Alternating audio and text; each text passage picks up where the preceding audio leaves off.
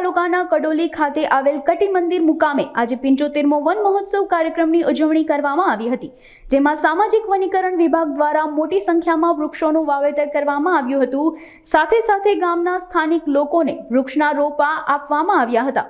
આ કાર્યક્રમમાં સાબરકાંઠા જિલ્લાના ધારાસભ્યો, સાંસદ સભ્યો તેમજ જિલ્લા વિકાસ અધિકારી સહિતના લોકોએ હાજરી આપી હતી। તેમજ વનીકરણ વિભાગ દ્વારા દરેકને વૃક્ષ આપી એક પેડ માં કે નામ એ વૃક્ષનું જતન કરવા જણાવ્યું હતું।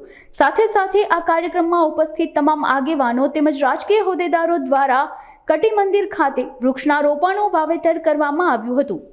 માન્ય વડાપ્રધાન શ્રીના એક પેડ માં કે નામ અંતર્ગત એક અભિયાન છે, જે અંતર્ગત આપણે 75મો વન મહોત્સવ અત્યારે આજના દિવસે કટી મંદિર ખાતે ઉજવ્યો અને જેમાં મોટી સંખ્યામાં સરપંચશ્રીઓ, ગામ લોકો, NGO, પર્યાવરણ પ્રેમીઓ, અધિકારીઓ, પદાધિકારીઓ ઉપસ્થિત રહ્યા અને ઉલ્લાસભેર ઉજવણી થઈ અને જેમાં વૃક્ષનું મહત્વ, જળ સંચયનું મહત્વ અને વનોના મહત્વ વિશે ખૂબ સારી ચર્ચા વિચારણા કરવામાં આવી અને DDO સાહેબે ખાસ સરપંચશ્રીઓને પણ આહવાન કર્યું કે એમની ગ્રાન્ટમાંથી પણ આપણે વનો અને વૃક્ષોના વાવેતરને પ્રોત્સાહન આપીએ।